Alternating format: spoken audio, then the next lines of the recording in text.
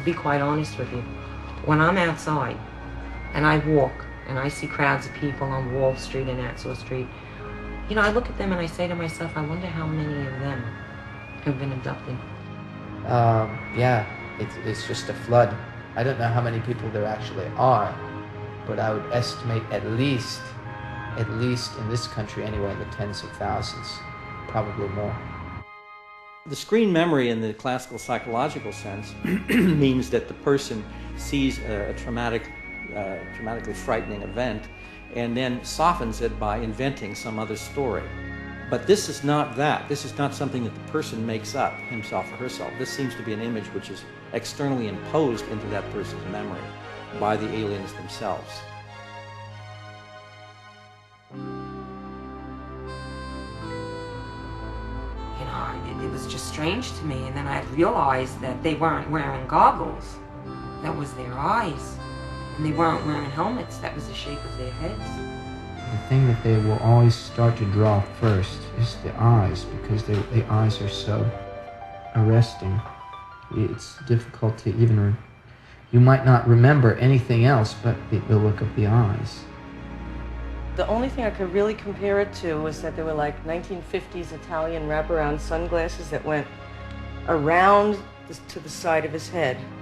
Basically what had happened was I was coming up the stairs, and then the next thing I remember was suddenly walking down the street with these two very, very tall blonde men with strange blue eyes. How am I supposed to know what is coming out under hypnosis? Were they dreams, or was it real? Maybe it's just dreams that have been coming out under hypnosis. I heard a sound, but again, everything sounded slowed down. I looked over, and both of the other guys in the band were sitting there with their mouths open like O's, you know?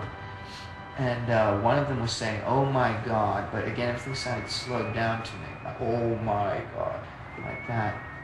I felt that someone was pounding on my back, and that's all I remembered. After that, everything was, the next thing I knew, I'm running through the living room, and I knew what had happened.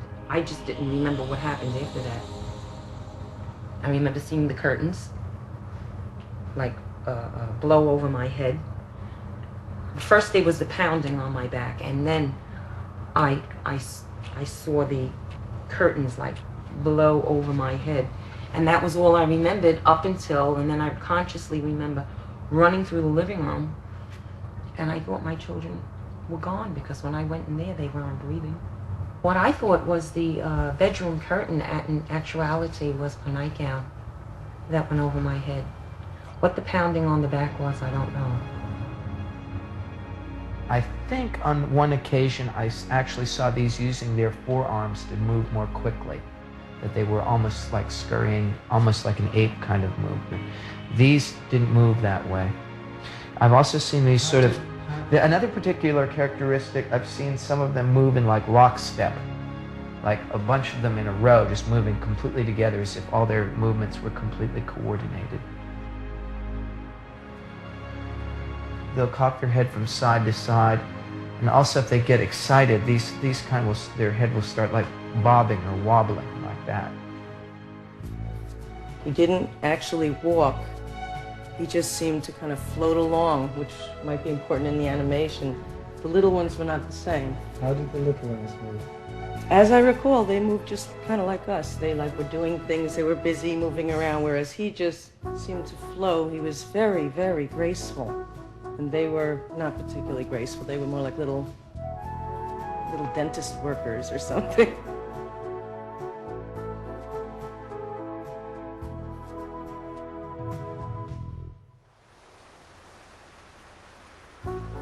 The one thing that very clear in every regression, a terrible pain in my right nostril. And I believe what they did was they put an implant in, which eventually came out because I had a hole in my right nostril that bled for about 6 months when I was 12, which was my only physical evidence. And then someone, one of them, comes over to me with this thing that looks like a pick, a dental pick. Mm-hmm. A pick. Yeah. And he looks at me straight in the eyes. Those eyes. Do you know that they look wet? They look wet. Mm-hmm. What are they gonna do? And he comes closer with his instrument and he's putting it up my nose. Oh, he's hurting me. Okay, now we're going to turn that pain down very quickly. It's just very quick, and now it's gone.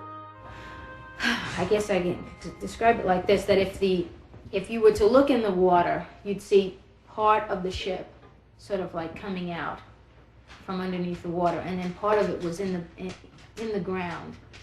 So sort of like half showing.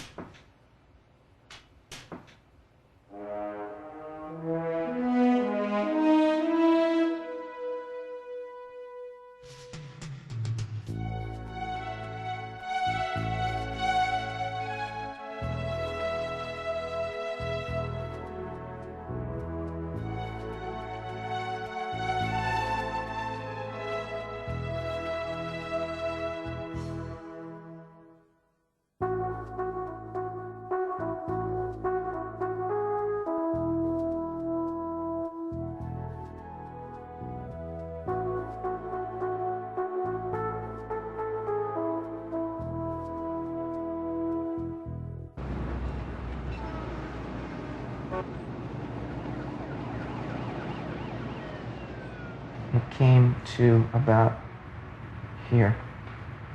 It went, To where? yeah, Just whether where there your was more to it fingers- here. Right. You know. Just point, if you like, because It went out like that, and it was over to there. And I think that they moved my legs aside too, so it would have better access, but it would come up to about here. yeah. And then what? Well, then I didn't, as I said, I couldn't see anything else. It was just there, and I suddenly felt like a pressure sensation around my kidneys, and then like a moment later, I didn't feel any excitement or it didn't feel sexual at all. Just in the next moment, I had that sort of tender feeling that one has after one has had an ejaculation. I feel now. They're shaking. They're stiff. They can't. They move fast, kind of, but they're stiff. The arms are like straight down at their sides. I don't know.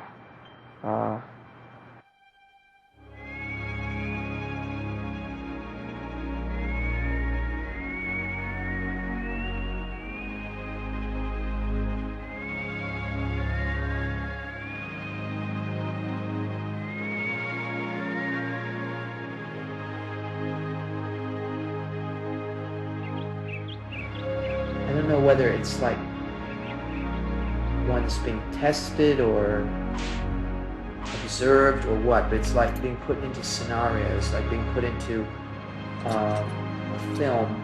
Suddenly, you're someplace else in this situation. I remember a couple where I had to make a choice about, taking life or not taking life, or having to make terrible choices in that way.